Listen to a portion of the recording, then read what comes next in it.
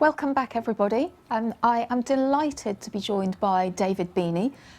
David is one of our leading mental health experts at Let's Reset, and he's one of the leading advisors to businesses in the UK and actually globally, David, on mental wellbeing and mental health.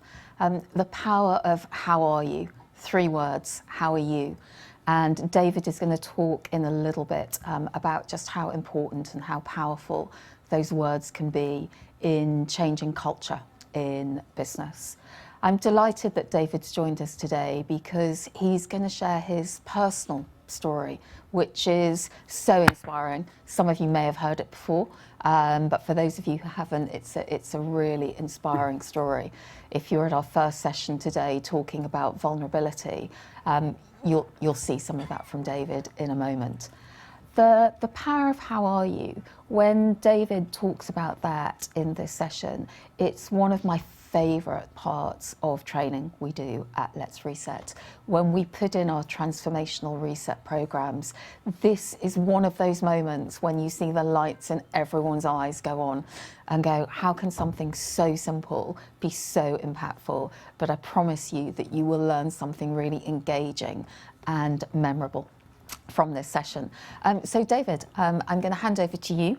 We've got 28 minutes on the clock to talk about your story and the power of how are you. Thank you very much, Helen, and it really is great to be with you all today. Yeah, my name's David Beeney. I spent 36 years working in media, in magazines and newspapers, not as a journalist.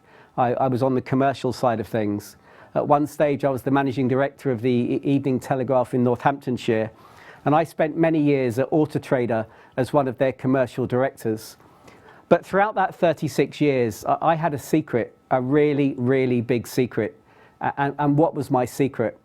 My secret was I was battling in private with my mental health. Even I'm surprised when I look back at my life that absolutely nobody knew anything about it. I'm quite sad and embarrassed to admit that that includes my ex-wife of 28 years who had no idea. My mates down the pub had no idea. And certainly nobody I worked with knew about my constant battles with panic attacks and anxiety. But my whole life changed on the 16th of May 2016 when I outed myself and I spoke for the very first time about my mental health. When I first shared my story, it resonated with more people and at a deeper level than anything I've ever done in my life before. Some people actually came up to me and said, "David, thanks for being so honest. Today I've realized I'm normal."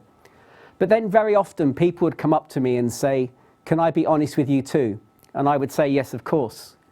And they would say things like, "I would never share with my employer my true mental health because I think it would damage my career prospects."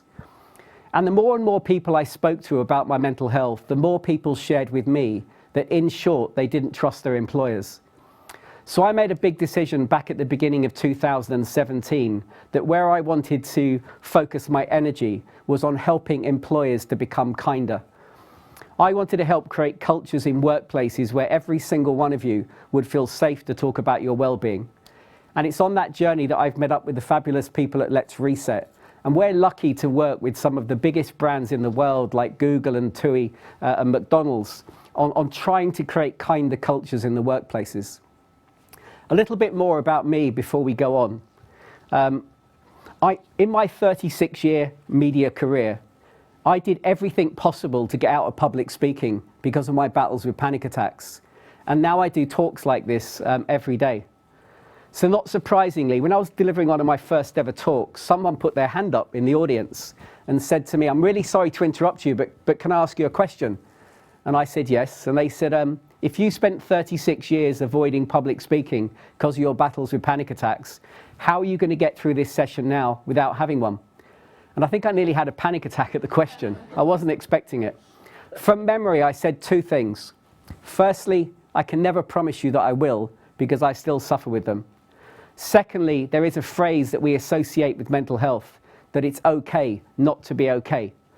And just maybe for the first time in my life 5-6 years ago, I finally accepted it really is okay not to be okay. And I'm finally comfortable being me. So is that how I'm going to get through this session now? Because I think it's okay not to be okay. It helps a bit. It's not the main reason. Something else also happened a few years ago. And it was was helping an advertising agency in London with a graduate selection day. And as part of the selection day, the graduates each had to stand up on the stage and talk about something they were passionate about for about 5 minutes. And I sat in the audience that day and I thought these graduates were all amazing. They were so bloody confident. I was quite jealous. One of them stood up and talked about her love for horses. Another graduate spoke about skiing. Another graduate spoke about Thailand. But then Abigail stood up. And Abigail stood up and said, "Hi everyone, my name's Abigail and I've got bipolar." And for the very first time that day, people stopped whispering to each other. For the very first time that day, the room fell silent and everyone hung on to Abigail's every single word. And not surprisingly, the first name that everybody wrote down they wanted to recruit was Abigail. Because what we saw her do that day was inspire people by sharing her vulnerability. It used to be regarded as weakness to talk about depression or anxiety in the workplace. But trust me, these days, when you share vulnerability, it takes courage and it inspires people around you. And in the last 2 years, it's become even more important because when you share your vulnerability, you're giving other people permission to share their vulnerability too. It's even evidence-based now that a CEO is more likely to lose their job in the boardroom when they don't show vulnerability. Because to coin a sporting phrase, when you share vulnerability, you're more likely to take the dressing room with you. So is that how I'm getting through this half an hour? Because I think I'm inspiring you by sharing my vulnerability. Again, it helps a bit. It's not the main reason. I've tried to find a cure to my panic attacks for 40 years. And cure is a good word to use because I'll never be cured. I had my last bad panic attack about 2 weeks ago. When you first see me, I look quite smiley, I look quite relaxed. That's just a mask. On the inside, I'm thinking, please don't let Suki and Helen down today. But please don't have a panic attack. But I think I've realized what happens these days. Just when the demons are about to return, just when I feel my chest starting to tighten, I say to myself, sod it, just have one.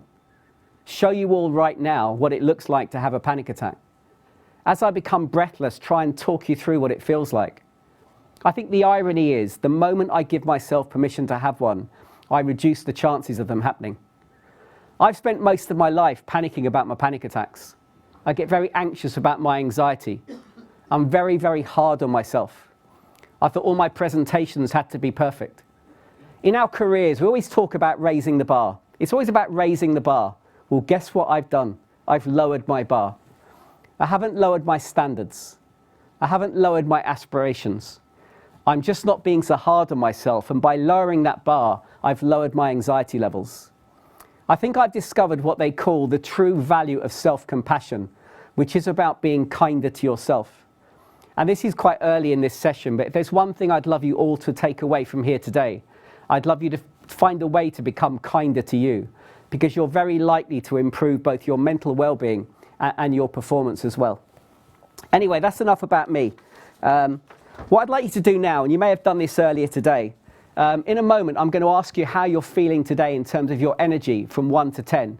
And I want you to put both hands in the air when I count to 3. I promise you I'm not going to point to any of you and say, why are you only a 4? I'm just interested to see the range of scores that appear in here today. So when I count to 3, if you can put both hands in the air for me. So 1, 2, 3. Thank you very much. Although it's pretty dark out there, I think I can see scores ranging from 3 up into about 10. So thank you very much for doing that. So what are the signs that we can look for that someone around us might be struggling with poor mental health?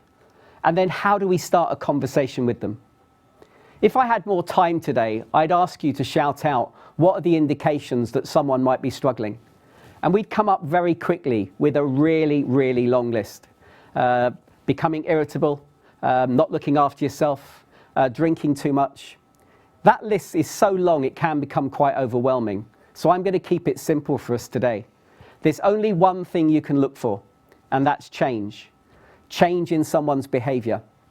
What I'm going to suggest to you today, the more difficult thing to do is how do you approach someone? How do you go up and talk to them without making them feel uncomfortable? My son's 30 years old. He's very private. He doesn't like talking about emotional things. And there's been many, many times when I wanted to put my arm around him and ask him how he is, but I bottle it. I'm so worried about saying the wrong thing, I end up saying nothing at all. Now, very importantly for you today, a big part of my training as a mental health counsellor is to notice, not interpret. What we tend to do with family and friends and people we care about, we try and work out for ourselves what's going on. The problem is when you do that, it's very easy to make someone feel judged. But no one likes to feel judged. But when we notice change in behaviour, you're on safe ground. Helen and I are good friends. I'll give you an example. If Helen's normally very easygoing and mild-mannered, if just recently she started biting my head off and becoming a grumpy bear, I am allowed to say to Helen, "Oi, I care about you. I've noticed recently you become really irritable. Is everything okay?" And because I'm noticing a change in her behaviour and not judging her, she's more likely to tell me what's going on in the world of Helen Gorman at the moment to make her behave in that way. My friend Steve lets me tell you a story about his son, which I think highlights this really well. Steve came up to me in mid-January of last year and said, "David, I'm really worried about my son Paul." And I said, "What are you worried about?" And he said, "Well, at Christmas time, he was disappearing after meals. And he's regularly disappeared after meals since Christmas. And he said, I've never told you this before, but when he was a teenager, he went through a phase of pretending to eat. So there's history to do with his eating and his mental health." And he said to me, "David, me and his mum, Nikki, we're seriously, seriously worried about him, but we don't know what to do. We don't know what to say. Please, can you advise us the best way to approach Paul?" I said, "Okay, Steve, this is what you do. You sit Paul down and you say to Paul, 'Paul, me and your mum really love you. We really love you, okay, and we hope you know that. Now look, Paul, we did notice at Christmas time that you appeared to be disappearing after meals, and that does seem to have continued since. Can we ask you, Paul, is everything okay?' And my mate looked at me and said, 'You mean I talk to him, don't you?' And I said, 'Yeah. If he was walking around the house with a limp, you'd say straight away, have you got a bad leg? If he was walking around the house holding his belly, you'd say, have you got a stomachache?' But because it's mental health, we tend to overthink it. We're so worried about saying the wrong thing, we say nothing at all. So I said to my friend, and I say to you all today, if you notice any change in anyone whatsoever, you can say to them, 'Look, I've noticed this. Is everything okay?' Now, keeping it real, on many occasions they'll laugh and they'll tell you why you noticed something and it turns out to be nothing. But just occasionally you'll be opening up a conversation with someone about something they didn't want to talk about. Whilst I remember, by the way, sometimes there are no signs at all. Sometimes there are no signs whatsoever. I lost one of my best friends, Sue, 4 years ago. Sue was a mother of 3 grown-up girls. Sue was the life and soul of every party, and there weren't any signs. And we've had to convince ourselves over the years not to give ourselves a hard time, because when people want to hide things, trust me, they can. I should know. I hid my own mental health for 36 years. Why did I hide it? I hid it because I was scared. I hid it because I was embarrassed, deeply embarrassed. I hid it because I didn't think people would believe me, because you wouldn't associate me with panic attacks if you knew me. I hid it because I saw it as weakness, and I thought other people would see it as weakness too. I didn't consciously think of the word discrimination, but there's no doubt I thought I'd be discriminated against when I was applying for more senior posts.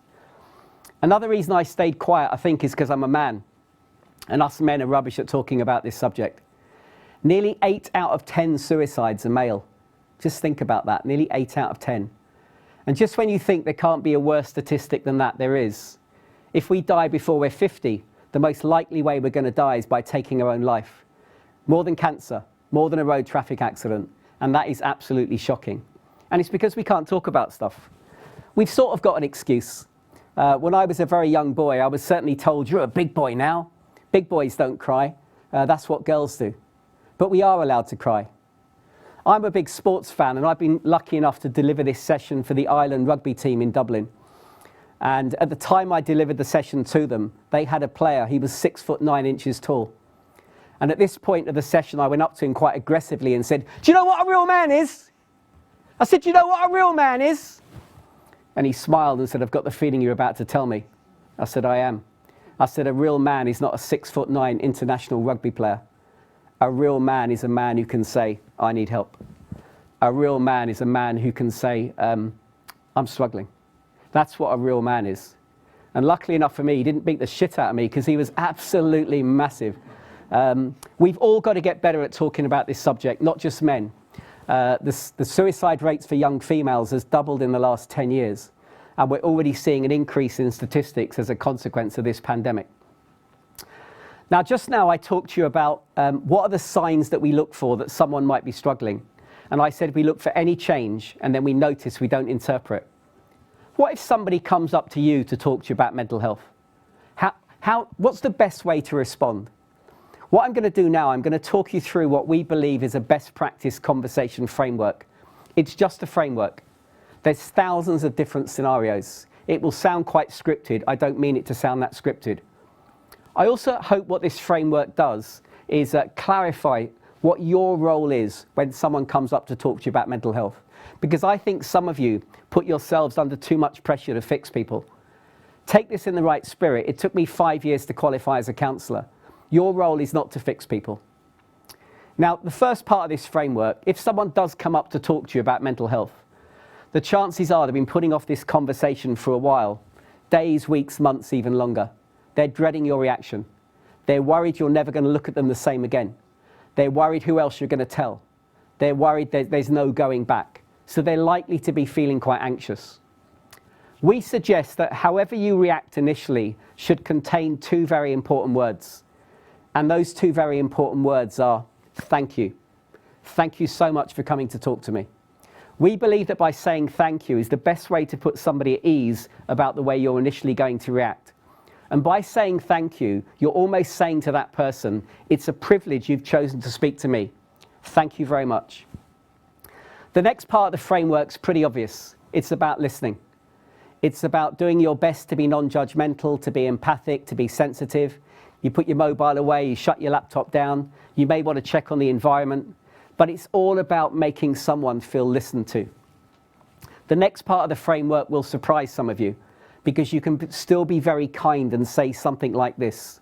And this is when you say to someone, look, thanks again for talking to me today. I do really care about you, but I'm not qualified to deal with this. Now, what we need to do together is to get you appropriate professional support. And at that stage, many of you would talk about your employee assistance program, your EAP, or you'd suggest they go and see a doctor, just like you would with a physical health issue.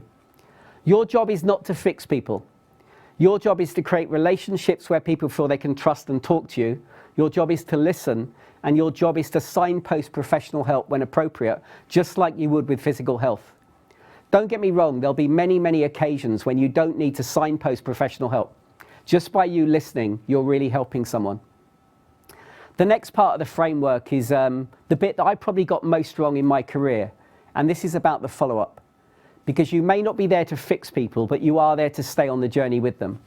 So what you say at the end of the conversation is, thanks again for talking to me. I do care, so let's get something in the diary. As I say, when I look back at my own career, this was the bit I didn't do very well. I think I was pretty good at creating relationships where people felt they could talk to me. I was pretty good at listening. I was pretty good at suggesting what they should do. But then I got busy and I moved on. I assumed they'd taken my advice. So always stay on the journey with them until you know they're in a much better place.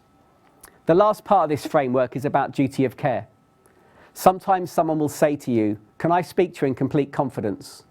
Can you promise me that what I'm about to share with you isn't going anywhere else? Please never, ever, ever agree to that. Don't get caught up in secrets. You don't want to be laying in bed at night thinking, I wish I hadn't promised that person I wouldn't say anything. It's a very unlikely scenario, but just imagine a situation where someone says to you, look, please don't tell anyone, but I'm in a really dark place.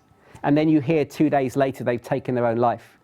You've got to live with that for the rest of your life. You've got a duty of care to do the right thing for you and that person, and sometimes the right thing is to get people help whether they like it or not.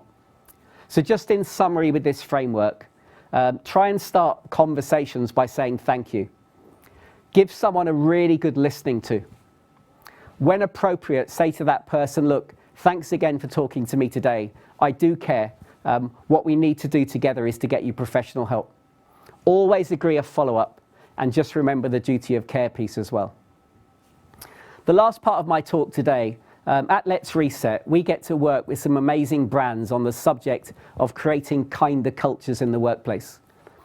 It's given us real insight over the years as to what makes a difference. Now, a lot of this insight is not rocket science, but I'm going to share it with you anyway. And I think there's about 4 key things that have to happen in your workplaces to create a culture where people feel safe to talk about mental health, and a culture that drives energy and well-being as a priority in the business. The first thing I want to talk to you about, the tone has to come from the top of the organisation. I'll be honest with you, we still work with clients where they don't really care about their people. They're ticking a box. They feel under pressure from HR to do something about mental health, and they do something for Mental Health Awareness Week, or they appoint a few mental health first aiders.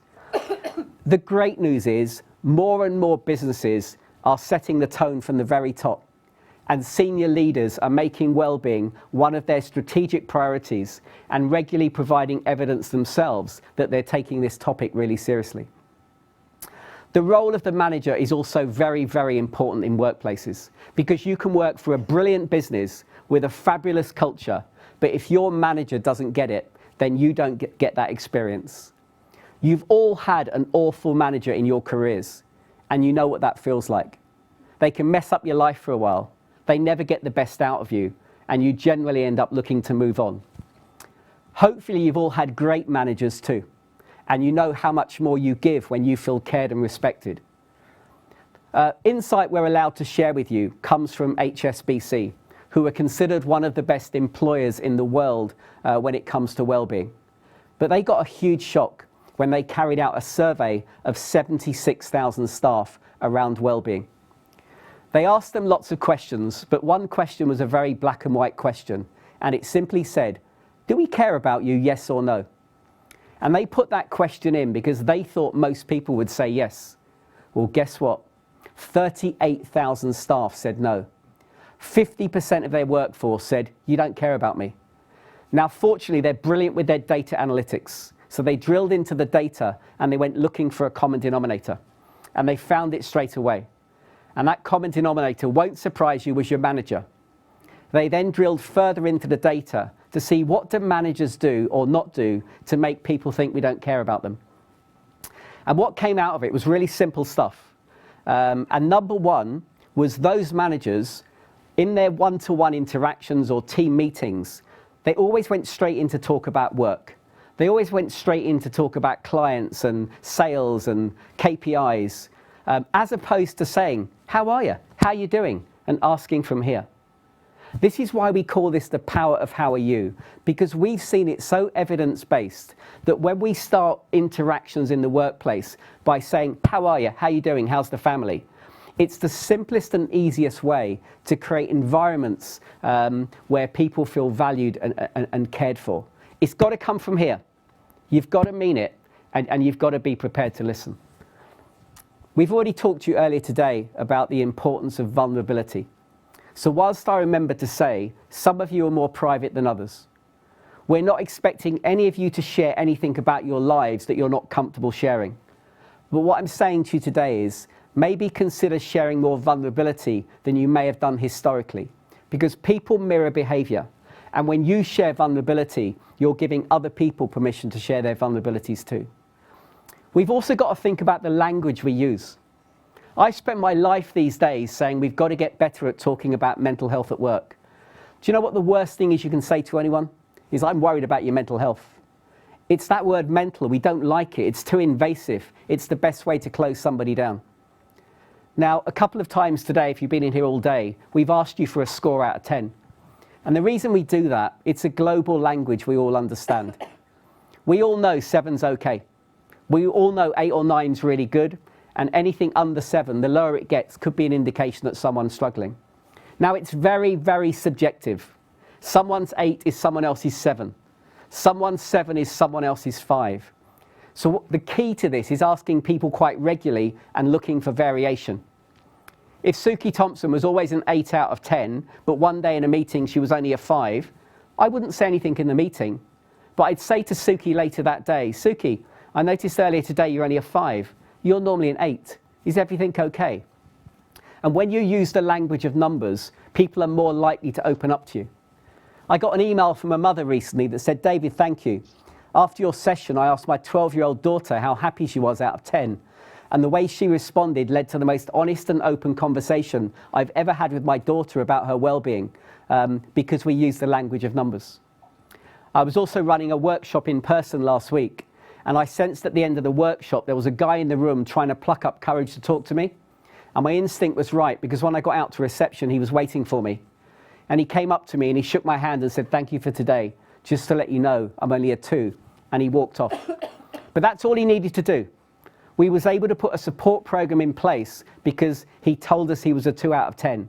It's much easier to say I'm 2 out of 10 than to open up about problems you may be having in your life at that time.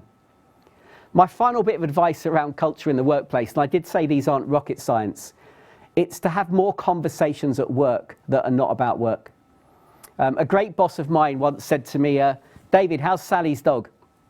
And I started laughing. And my boss said, "What's funny about that?" And I said, "Well, why would I ask Sally about her dog when I didn't even know Sally had a dog?" And my boss didn't even smile. And she said to me, "I'm disappointed. You should know Sally's got a dog because her dog is her life. So next time you see Sally, David, please ask her about her dog." So I did. And when I look back at my relationship with Sally, it went to a different level. She became a real advocate of mine, a fantastic colleague, but it only changed for the better the day I asked her about her dog. That same boss of mine, we used to have a monthly 3-hour meeting. And I'll be honest, it was the meeting every month I didn't look forward to because Sharon was quite brutal to work for. That meeting always started where we'd go round the table and we weren't allowed to talk about work. We just had to do a non-work related check-in. And it used to take about half an hour. And on one particular month, we only had 90 minutes for the whole meeting, and we had a longer agenda than normal. So someone says to Sharon, "Sharon, I presume today we're going to cut that bit out where we go round the table because we haven't got time." And Sharon smiled and said, "No way. I learn more about you lot in that half an hour than I do for the rest of the month. That bit stays." And when I reflect upon her as a leader, she was tough to work for, but she created like a work family. We were very successful, but we really cared about each other. And when I think about Sharon's diary, she was exceptionally busy, but she recognised that 30 minutes every month where we didn't even talk about work was her secret weapon to driving engagement through that team. Naturally, many people have said to me over the last couple of years, "But David, now we're doing a lot of work virtually. It's really difficult to keep an eye on my people. It's just not the same as being in the office every day." And of course I get that to some degree, but I also think it's an excuse. By working on video calls in the last 2 years, I've met more cats and dogs, I've met more kids, I've met more other halves than in the previous 30 odd years. And why is that important? It's important because it's those human connections, connecting with people on a humanistic level, because you get to see more in their lives. Only last week was running a webinar for about 100 people. And typical webinar, about 20 people had their cameras on and the other 80 didn't. And at the end of the hour, the person who booked me said, "David, thanks for today. It seemed to go really well." And I said, "Yes, it did seem to go well." I said, as a duty of care, I've got the names of 3 people in that session I'm a little bit worried about. And this person said to me, "Hang on, you've just done a webinar sitting in your own house. 80 people didn't even have their cameras on. How can you possibly give me the names of 3 of my staff that you're a little bit worried about?" As if I was some sort of magician. And I said, "Look, we have to learn different ways of checking in on people." I asked everyone in the chat function to give me a score from 1 to 10 for their energy levels today, and those 3 people scored 1 out of 10. I said there might be a good reason for that, but I think as a duty of care we need to check in with them. So just in summary about culture in our workplaces, this isn't a fluffy topic. When you create a kinder culture, everybody wins. Employees win because we all want to work for a kind boss and a kind employer. But when you get your culture right, the business wins as well, because your best people are less likely to leave, less people go off sick, and you drive energy through the organisation. And I guess just in summary for me today, 31 seconds left, that's cool. The final line from me today, don't underestimate the power of how are you. Just simply starting conversations with colleagues at work, starting meetings by asking people how they are, and it's got to come from here, makes a huge difference in making people feel valued and cared for. thank you very much for the opportunity to chat to you today. Thank you. Thank you, David.